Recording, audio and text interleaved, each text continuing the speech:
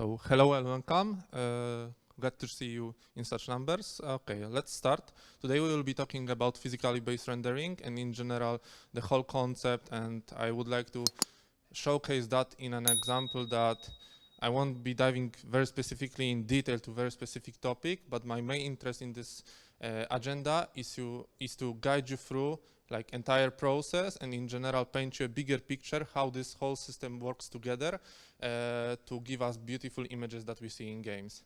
So to compute a light, we basically need to have a light to compute. So we will start with light visibility function, then we will, once we have a light matter intersection, we need to basically compute its reflection or absorption in such case.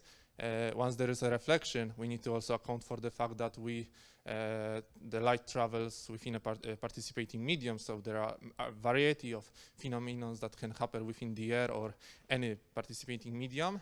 And we also need to account for the fact that we don't always see the light that is direct to us, but also we can see the light that indirectly arrives at our eyes.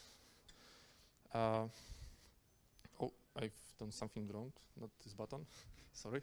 Okay, so small introduction to basically give you a context. How did I learn all of the stuff I will be talking about is that I have 8 years in experience of game dev.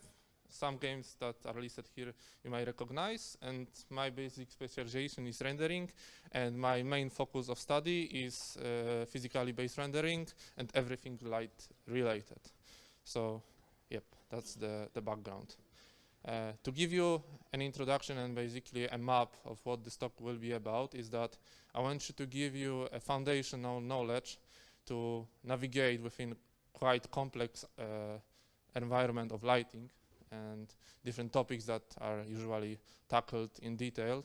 So the motivation behind this talk was that a few years ago when I've been starting to study all these topics, I felt somewhat completely lost because there was a lot of papers covering multiple topics like shadow, indirect lighting, reflections, diffuse lighting, skin shading. Okay, this is all interesting topics, but how do I navigate in all of that complex environment and how these multiple topics fit in together to create the final result? So knowing all of this, like to the point I know it now, I want to make it easier for you to know what you might not know yet. So because the most important question in my context was that I was trying to find out what I don't know. So here I will be listed a few areas that each can have a complete presentation on. So yeah, let's just go through them. This will be a list of core concepts, their interdependencies, and we will be trying to match all these puzzles together. So the talk won't be about like showing the exact code. So if you're an artist, don't worry, you will still be able to follow along. If you are a programmer, I think you will still find it valuable. Right. Again, sorry. So the context. To introduce the topic a bit, to have a lighting computation, we usually have the following. So we have a light source that we want to compute influence on the scene. That light usually travels within some kind of a participating medium, and depending on this medium, the behavior of the light will be different. So it will behave differently in smoke, on air, water. So we need to account for that. But also, not all light will land at our eyes directly. So for example, sun, okay, it might land directly, but most of the light that we usually see, especially in interiors like this, will be some kind of a indirect or direct light that needs a surface to reflect from. So we need to account for the surface within that whole equation. And we also need an observer because some effects are view dependent, so we need to account for the view direction or the position of the observer. So yeah, these are the core actors that we need to account for, and they will be repeated all over the presentation. So if we are talking about the light, and to start the topic on it, let's first think what are the factors that influence the amount of light we see on the surface. So first we should account for the visibility. So the most simple and thing that usually is covered first is shadows. So shadows can be indirect, in direct form. So the shadows are basically whether the object is visible from the point of view of the light. This way we can compute shadows. But also there is an indirect form of this specific situation that we also have so-called ambient occlusion in games. So what is ambient occlusion? Is basically amount of rays that can be exposed to the light. And what does it mean that something is exposed to the light? So in between the surface and the light, there should be no occluders that could block the light ray coming to this particular surface. So this is indirect occlusion, which can remove the amount of light that receives at the surface. There are two kinds of attenuations that also control the amount of light we receive. So first, the most influential one usually is normal attenuation. So this is basically the dot product of normal vector of the surface and the light direction. So the bigger the difference of the light direction and the normal, the less light the surface will receive. And the explanation behind that is actually visible on this bottom center image. So you can imagine that if you put this, if you think about this cylinder as a light ray, the more angled it is to the surface that it receives the light, the less area this light ray will cover. Therefore, the less energy will shine on this surface. Therefore, you will see it as less bright or darker piece. Then, not only there is normal attenuation, but there is also so-called distance attenuation on transmittance. So, since light travels within air or water on some kind of a participating medium, and these mediums usually have some kind of particles that this light ray can collide with, it means that along the source of the light and the surface that receives the light, there will be some loss of this light. And how does it happen? You can see that some of these particles within the air might be absorbing the light. Some of these particles within the air might redirect the light ray to go into completely different direction, meaning you will not see it. So, and why does it lose? Why we lose the energy with distance? Because with the growing distance, there is the higher probability, and this word probability you will hear a lot during this presentation. So, with growing distance, there is a higher probability the light ray will be either absorbed or redirected, and that's why we lose energy with distance.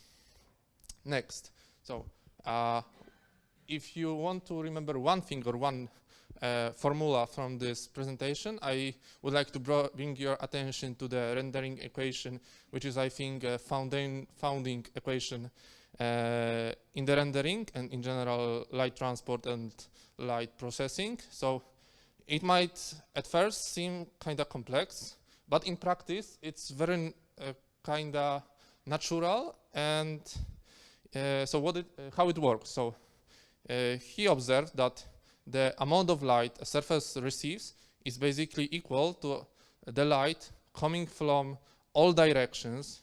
So we need to gather the all light from all directions, but also all light all light incoming from this direction. So not only the direct one, but also the light that will be coming indirectly from this direction. And then we need to weight this light that comes from all directions, all light sources from this direction, by the attenuation of these lights, so the distance and normal, and BRDF. And you might ask, what is BRDF?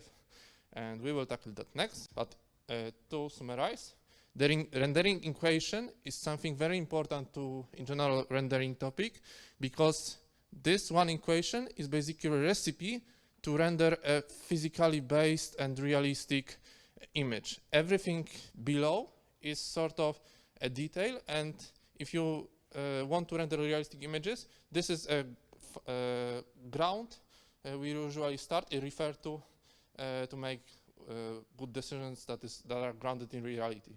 So all directions, all light coming from each individual of these directions, they are weighted by the attenuations and BRDF. And what is BRDF? So BRDF might sound as a complex thing, but in practice, again, this is sort of a natural thing if you think about it, because light as inputs in BRDF takes two vectors. So there will be incoming light direction that it shines from, but also an outgoing light direction. So if you have a surface and you have a light direction that shines on it, you will compute the outgoing light direction, but by basically computing the reflection vector based on the light direction and the normal of the surface. So remember the first thing, bidirectional, because BRDF, bidirectional, takes two directions, light vector and outgoing vector. Reflectance, because based on the different properties of the surface, so albedo, roughness, specular, subsurface, any material properties that can lie within a specific surface, different amount of light might be reflected. And distribution, because you can have different light directions, different outgoing directions, and they will receive different values of energy. And why it's so important? So how it's used in practice in general in games? So if you're thinking about skin shading, it means that it needs to account, for example, for diffuse term, the specular term, subsurface term, and why it's because there are some drawings in this slide. So let me go over them. So first thing that happens within this scenario is that light ray hits the surface, but then we know that light will scatter in multiple directions. So in which directions light should scatter, one may ask. And the BRDF is actually the answer to this question. So it will help you understand, for example, how blurry are reflections, how contrasty is the diffuse shading, why the subsurface behaves like it is, how much transmitters there will be in specific objects. So BRDF is a recipe to describe the reaction of a light when hitting a specific surface. So it will describe in which direction it will reflect, and also how much light it will reflect. One important rule with all the BRDFs, because there are many, depending on a specific object type, there will be different for skin, different for trees, different for like regular object, like the stand.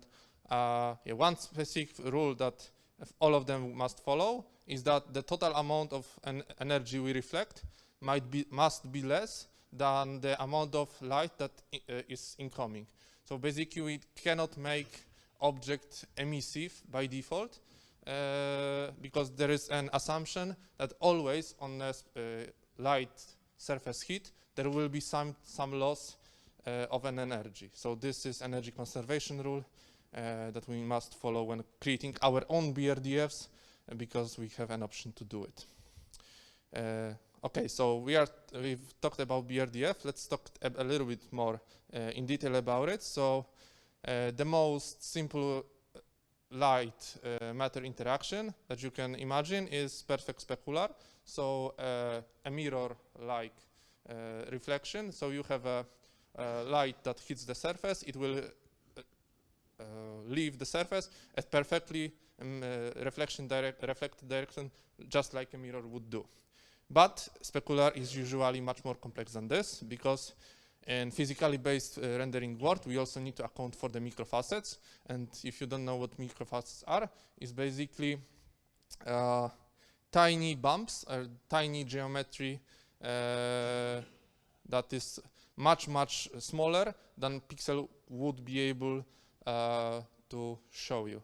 So to account for that, we are using roughness maps in lighting, and they drive, in context of specular, for example, the reflection sharpness. So, and what is the reflection sharpness in that context in physically based rendering world is basically the width of the cone, because as you can see in the slide, depending on the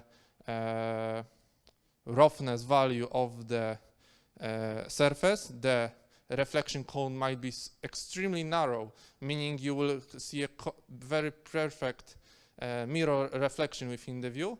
But if you work with, for example, a cement, plaster, or any rough surface, the reflection might look pretty much like a diffuse. And what is the diffuse? The diffuse is a light ray that enters the surface and it hits so many particles within that surface that the outgoing direction is basically assumed to be quite uniform half sphere. So we cannot predict what is the exact direction and the exact range of these directions, while we can do it in Specular based on the roughness. So we assume it's half sphere distribution. That's because this is the reason diffuse lighting will usually look quite uniform. It will lack detail. Yep.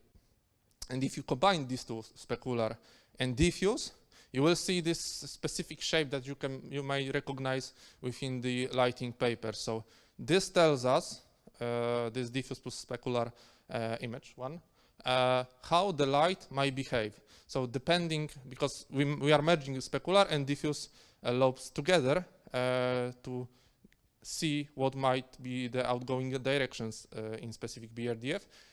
So how to read it? So by default, we will have usually pretty much the same diffuse models, because there are few, but usually they are pretty much the same with small changes. So by default, they will usually model this half sphere direction that you see in the middle part. But also the thing that it's very helpful is by taking a look at this bump on the right of this image, you can see how sharp the reflections will be or how blurry they will be. Right.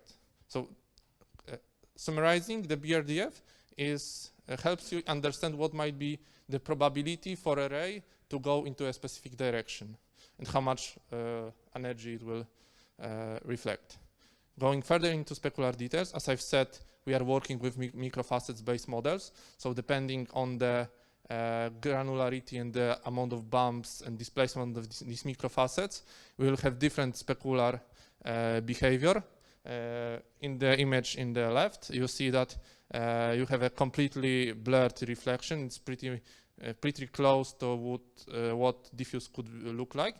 But if you go to the right, you see there is a quite sharp reflection. And the only difference between those is the distribution of microfacets, their displacement, and the way they influence the specular. So as I've said, if you are thinking about roughness, if you are an artisan programmer, they usually drive how big, how narrow, how wide is this reflection cone. Because if you are thinking about it, light hits the surface and it needs to leave the surface at certain direction, which range is defined by this roughness value. One thing that is quite important for the artist and not usually so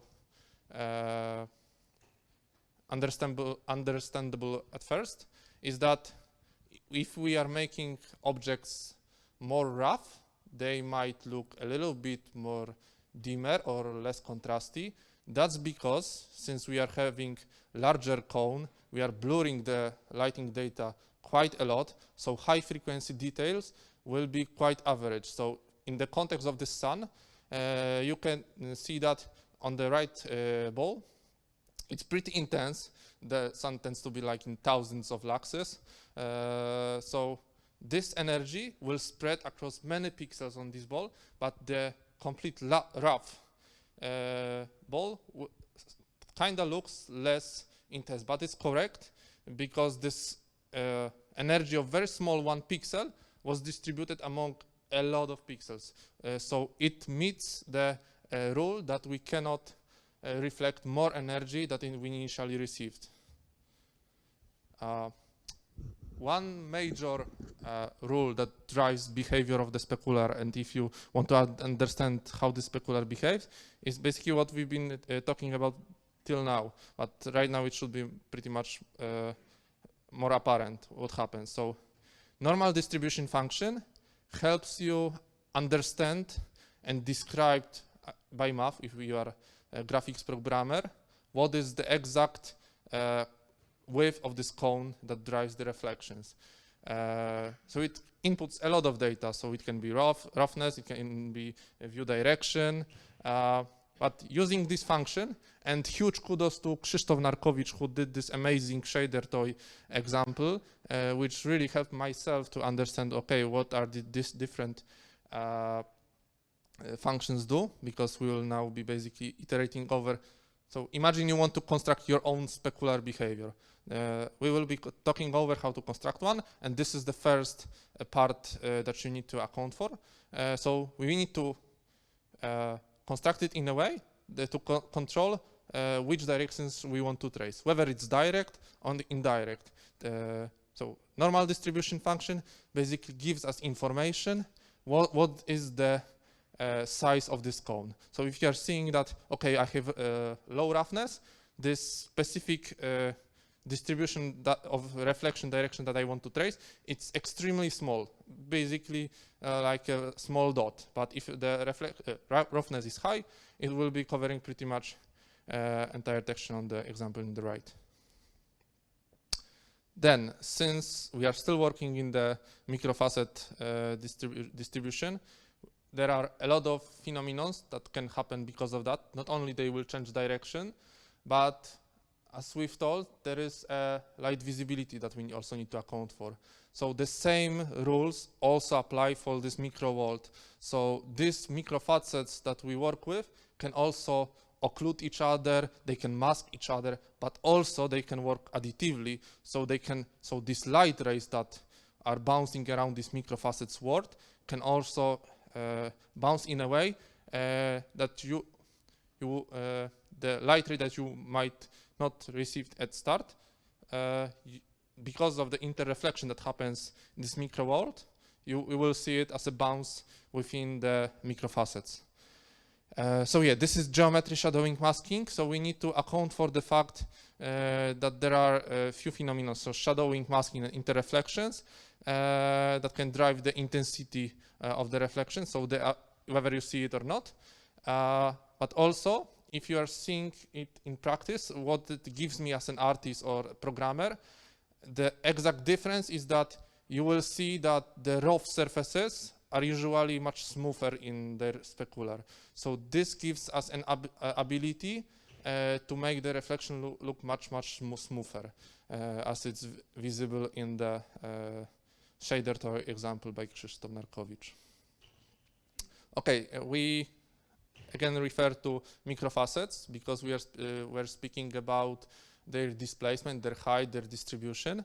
But what if they are aligned into a specific direction? Does it make a difference? Yes. So if you take a look at this cut or the hair or brushed metal, the specular shape on these metals will change, because if you're thinking about this and you recall this specific function, normal distribution function, we want to describe how the cone looks. But it can have different sizes, but it can also have non-uniform scale. So you can squish it or elongate it.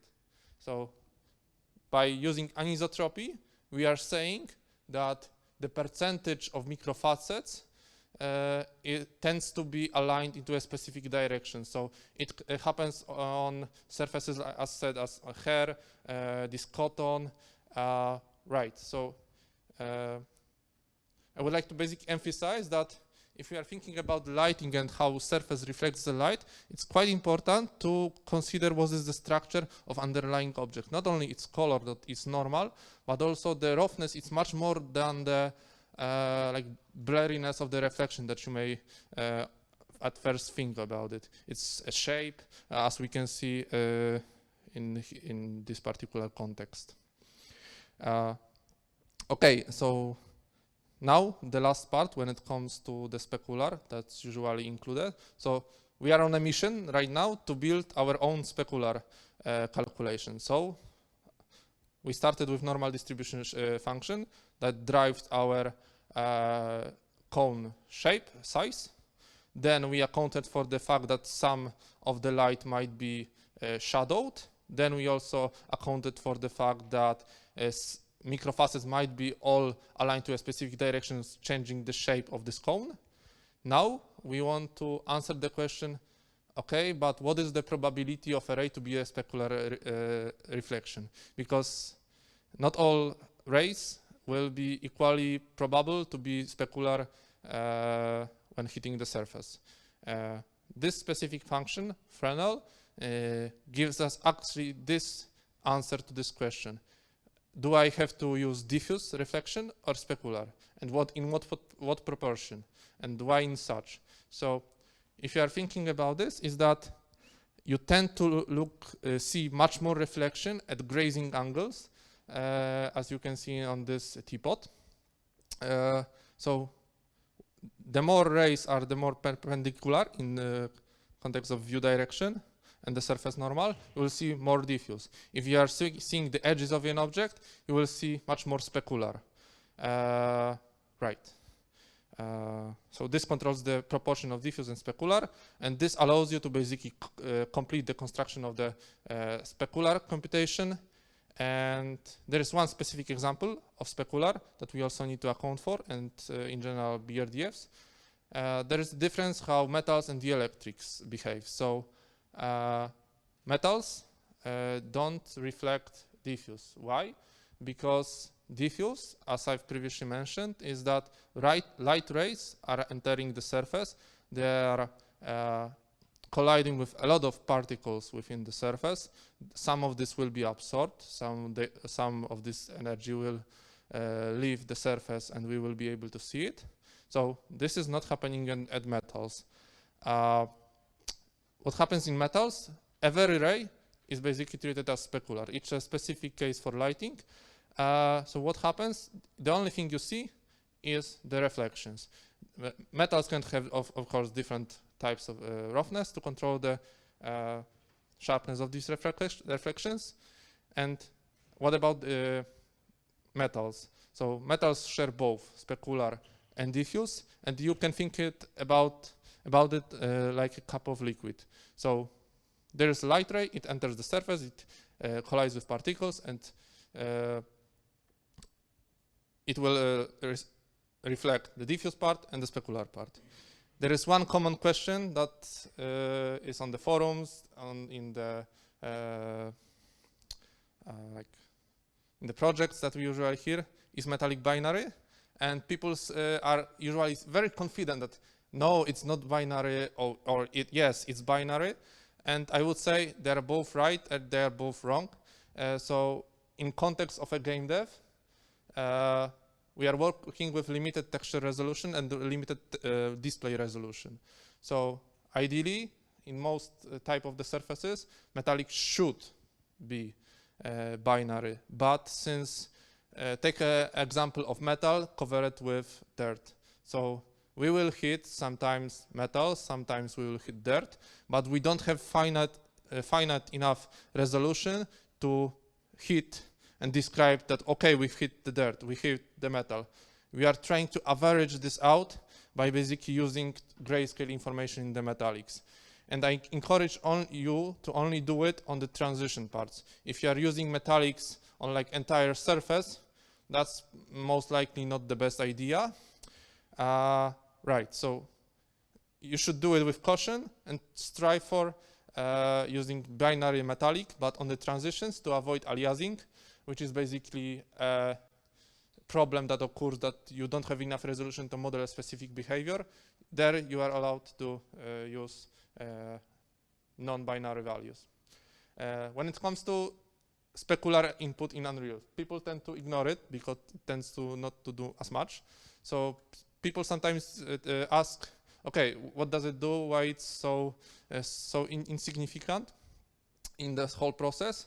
So if you are curious what it does, is that if you are thinking about the specular part, I've previously mentioned Fresnel. So it as an input takes specular albedo. What is specular albedo? Specular albedo is the minimum probability of ray to become a specular ray at ray direction which is perpendicular to the normal. So this is basically the minimum specular that you will see at the object. And how to drive these values? With PBR, these dielectrics will usually want to have some kind of value of 0.04, and this is the default value within Unreal.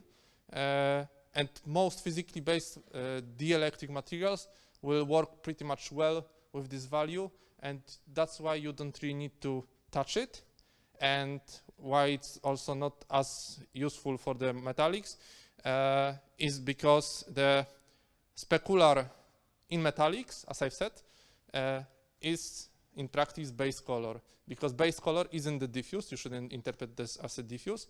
In practice, in Unreal Engine source code, if you are curious, you can check.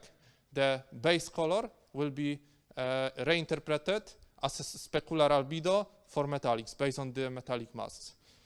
Yep. We are still thinking about different kinds of reactions that light can happen when the light hits the surface. So one thing that is quite common that we want to model is to make objects look wet, and people usually do it by making objects look low roughness, with low roughness.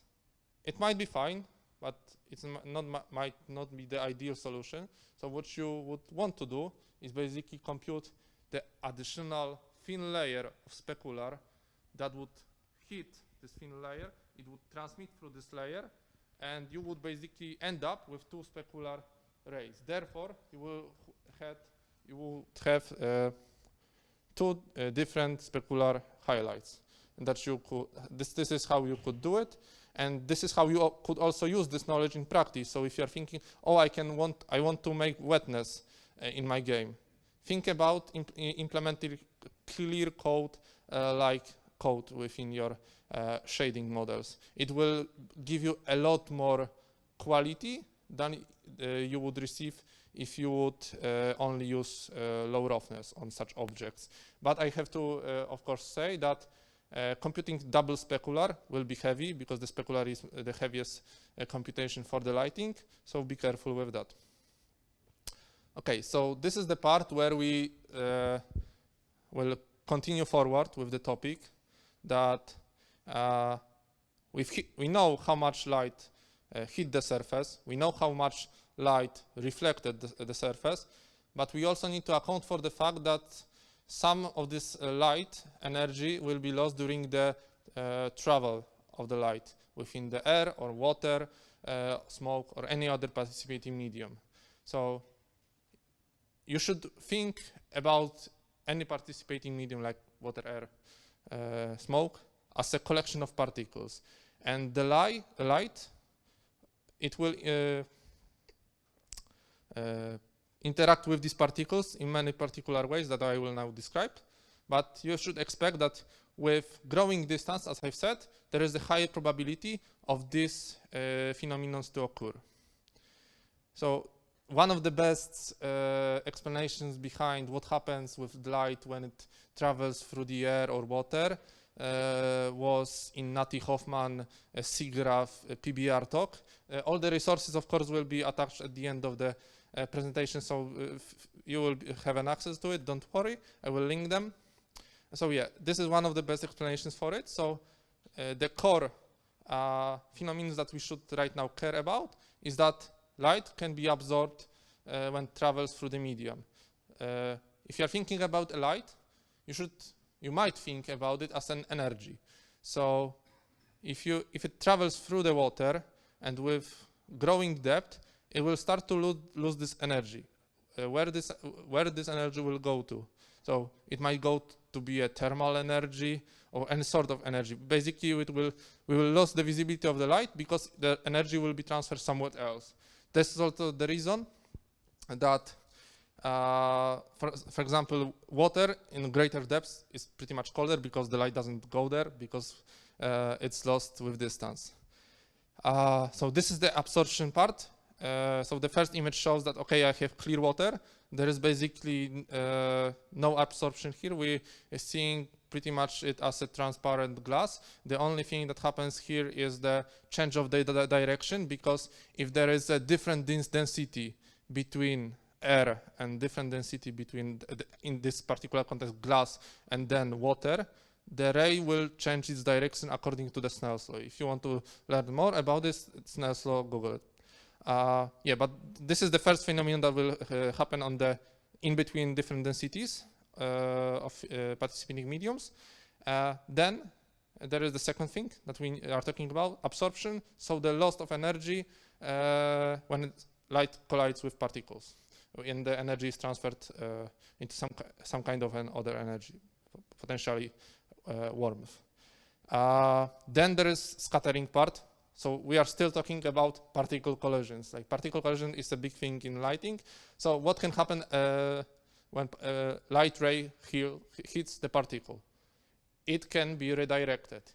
So the light ray that was initially coming at your eye, that you are supposed to see, might hit the particle and will change the direction. You will no longer see it. But the opposite might also happen. So the light ray might come from a different direction. I wasn't supposed to see it, but due to this collision within the volume, it will be redirected towards my eye, so I will see it. What you can think about this in that context, it is some kind of a roughness of a volume. Yeah, and it also grows with distance. So any particular thing with lighting usually scales its influence with distance. So here you can also see that at the C depths, the absorption is higher, even though water by default isn't really absorptive. Scattering, it tends to blur image in a distance, because since light rays are redirected into different directions, you kind of see a blurred image, and it happens much more commonly with distance. Yeah, so this is the reasoning behind it. If we want to go deeper into the absorption, how it works, and to better understand the one specific part of the scattering. So the formula behind the absorption is that, as said, it will happen more commonly with distance, and some participating media might be more or less absorptive. So, for example, you have a smoke that is pretty much like very high, that it has very high absorption coefficient. So even though the light just entered the volume, it will be already absorbed. Some volumes, like clean water, will be absorbed quite slow. So if you are thinking about absorption, you might think about Beer's law. If you want to create, for example, clouds in your game or water in your game, volumetric lighting in general, Beer's law will be the most influential for you to implement, and it's quite, as you see, easy. It takes only distance and what you could call volume color to make it more understandable for the artist. Yeah, and as said, it grows with the distance. The probability of such event occurring is higher. So it also explains why the fog behaves in natural world like it is, because with distance there is high probability to lose energy. And there is an opposite thing. Okay, so there is also an outscattering part in this. I've mentioned that when there is a light ray going through an air, water, it will collide with particles. It might be absorbed, but also redirected. So there are two sides for particle to be redirected. Outscattering, which means we are losing energy because it was redirected not towards us. And this will be the second part. In-scattering, and the practical example, because if you are curious, okay, so I have a volumetric smoke within my scene. I have also a spotlight within my scene. How the engine knows to render the correct value? How does it happen? So if you think about the smoke, it's pretty dense volume, so the probability of light colliding particles is pretty high. So also the chance that the light will be scattered within that volume is also pretty high. So you don't necessarily need to look towards the specific light in line with the direction of this light to see the smoke, because the light rays will be reflecting into pretty much all directions when it leaves the smoke. So you as an observer within that context will be able to see the light within that smoke, because it reflects in all the particular directions. Yeah, and to end up the volumetric part, light, the particles might be also high in energy, for example, thermal energy. So therefore, we can exchange this energy in practice from thermal to radiance. So we can have fire and like stuff like this. So this is like practical explanation why things that are hot are also giving light, because they are exchanging energy that is thermal to luminance. To recap the volumetric lighting part, this is a summary. So we have a incident light that has a specific intensity, specific direction, and we collide with some kind of a volume. It might be smoke, water, whatever. So the first thing we should think about is that, okay, it's not only our light ray that enters this volume, but there is pretty much unlimited light sources that might also enter this volume. So I should probably also consider their influence. So there is a chance that this light ray that wasn't initially meant for my eye to see, due to the particle collision, will be visible. So this is additive part. Some particles within that volume will be absorptive, for example, smoke. So the light, even though it shines on the smoke, I won't see this light coming through the smoke because it's so absorptive.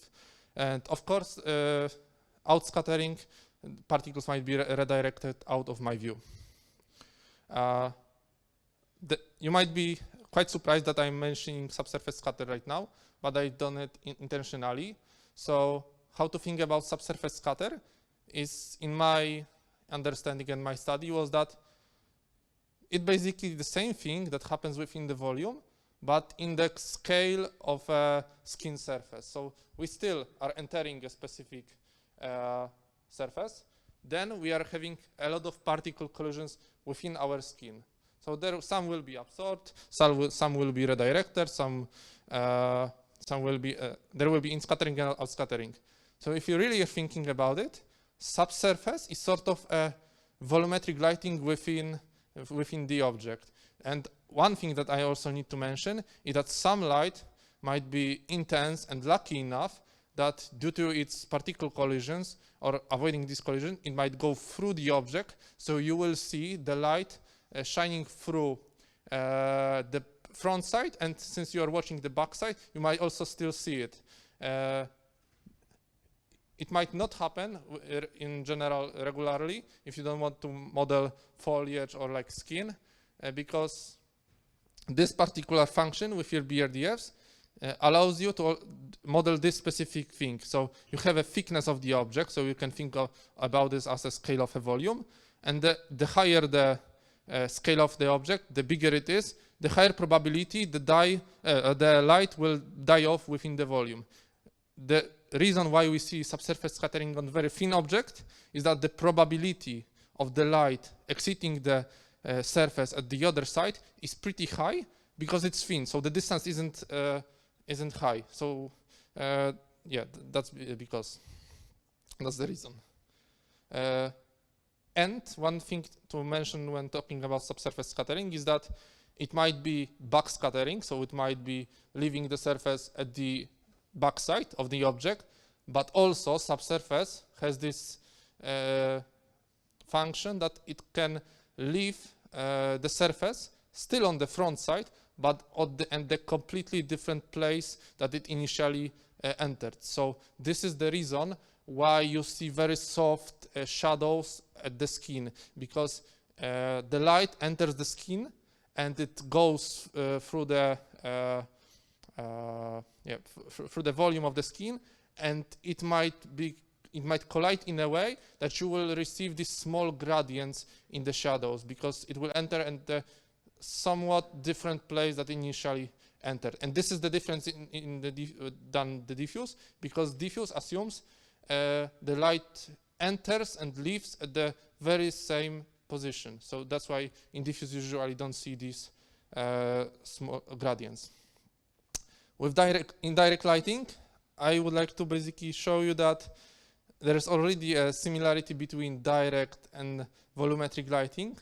I think it won't be big of a surprise that it's very similar with indirect, because as you probably remember, during the start of the presentation, we had this quote from Jim Kajia that for all direction, we need to sum all incoming light and weight them by attenuation and BRDF. So The indirect lighting is basically doing all the previous stuff that we previously mentioned, but for all directions.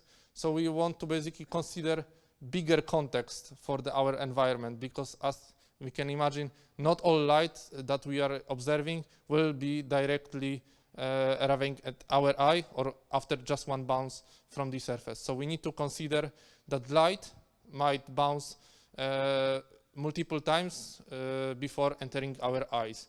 So at each bounce that we do, that happens within the scene, we need to basically recalculate all the diffuse, ideally all the specular, and this is why it's so heavy, the indirect part usually. So this is why there is so much hype about lumen, ray tracing in general, because it allows you to trace the light behavior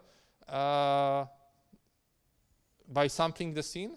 And what is the main difference between direct and indirect is that direct is pretty straightforward, because with the amount of work that went into researching light, we recognize that the direct hits can be computed analytically. So we have ready-to-use formulas to describe the diffuse, specular, subsurface behavior for the direct, but for indirect, we need to sample the scene. That's why we need to build ray tracing scene representations. That's why we need to have distance field representation within Unreal to trace them, because we need to have some kind of a scene, not only that we view in the main view, but also these that are, for example, behind us, because behind us there might be a large screen that shines light that we need to account for. So that's why it's so important. So to summarize, indirect is pretty much the extension of what we already talked in direct and volumetric, because ideally, if we have enough performance to spend, we should also account for the volumetric part within the indirect, so as to account for the distance attenuation of the indirect light. But it sounds like complicated stuff and very heavy stuff. How can we make it a little bit cheaper? And here I would like to briefly mention like an optimization method that I think is crucial, because this presentation was meant to give you a guideline how to work with light and what to study, to show you what you might probably don't know, to show you a complete picture. So like a hell of a big topic is importance sampling. And what is importance sampling is, since we've previously mentioned BRDFs at the start of this presentation, and I've been saying that this gives us a probability of ray to go into specific directions, which is extremely useful, because if you're thinking about it, in indirect lighting, we are mostly concerned about the directions that actually give us meaningful weight. Because if we want to trace a reflection, mirror reflection, we most likely want only to trace a very specific narrow part of the scene. We don't want to trace entire scene to reject most of the samples. So important samplings in lighting calculations by using BRDF defined ray probabilities allows us to only trace what we really need. So here you can see that, okay, for diffuse, we will trace entire half sphere. But to trace specular, so the reflection term, we will only trace a very small portion of the scene, which is great for performance. Right. And how does it work also in practice? That since it says all directions, but what does it mean all directions? What is the number of all? So what we want to do is basically trace some rays that we have a budget for each frame, and weight them and accumulate this lighting information to get the precise result at span of multiple frames. So that this is also the reason why in some cases when you are playing a very dynamic game, for example, ray tracing or any new technology with lighting, is you tend to see ghosting or smearing or like this deterred pattern within the light that is unstable. So that's the reason, because we need to sample a lot of data, a lot of directions, and ideally a lot of bounces for each direction. So there is a lot of computation we need to do. And we as programmers basically divide it into multiple frames and accumulate that. And the conclusion for the whole presentation I would like to leave you with is that when thinking about doing the light, start with the principles, because when I started to learn it, I was pretty much lost reading all these papers and a lot of techniques. To the point I knew all these techniques, but how to construct a whole renderer out of this, and how do I know that, okay, I'm implementing this technique, but will it work with this technique, and am I doing it right? So I would like to encourage you to basically think about the light in these terms. So light as a probability, as particles, and the collision within these particles. And even though you might use in the end different techniques for direct, indirect, and volumetric, if you are doing, for example, a research, or you're designing a completely new technique for tracing light, we should be still aware that this is only a difference of a scale, because the same phenomenon in practice happens on scale of an entire scene, and in scale of volume, for example, a skin, or a volume. The rules are pretty much the same. We are using different techniques because we are doing games and we need to make it performant, but to make out and sort out logic out of this and to make educated decisions, we should be aware what are the principles, and I hope they were presented in a way that they are understandable. And this is the time for Q&A.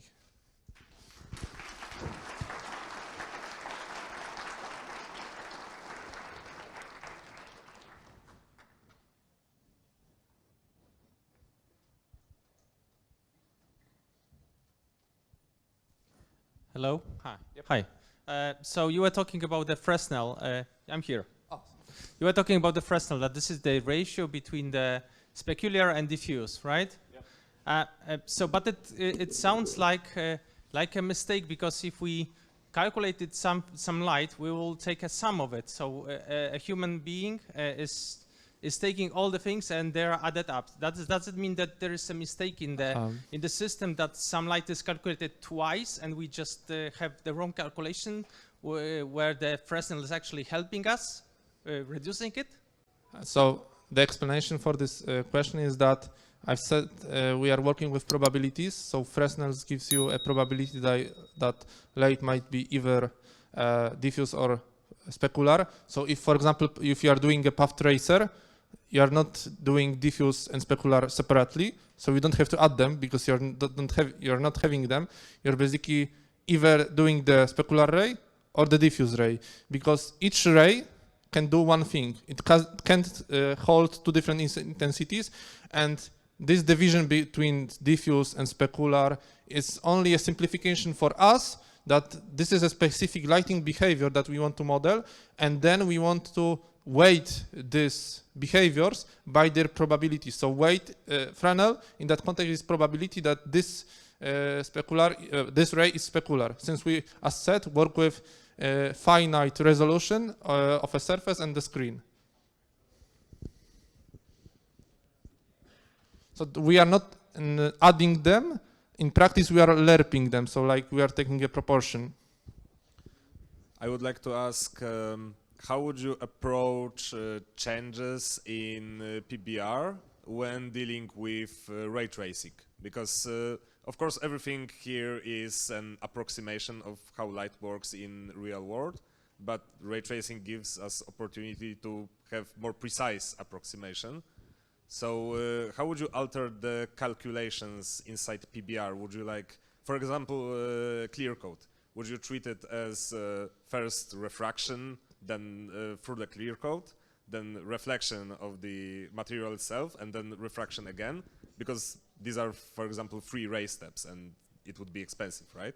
Yes, so I've said clear coat is expensive, and we should be cautious about it. When it comes to making changes in context of ray tracing, the rule of thumb I use is that the direct part, so the analytic one, should be pretty much behaving the same as indirect. So if you're, for example, using a specific function like Smith for Specular, you should also use the Smith distribution of ray in Specular in indirect. So basically, the ray will behave the same in indirect and direct. And when it comes to clear code example, that would mean that for each this layer that you are working with, you would basically need to trace the indirect portion twice. So you would need to reflect the light and its specular term, of course, with its own weight, and trace what is the light and the reflection within the scene for this specific layer on the object. And then this light ray has also an ability, because it's changing the layer, so it's changing density, so it will bend. So you also then need to trace that layer underneath. So as you said, the cost multiplies. That's why also people usually do roughness, because it's cheaper and does the job. Yeah, thank you.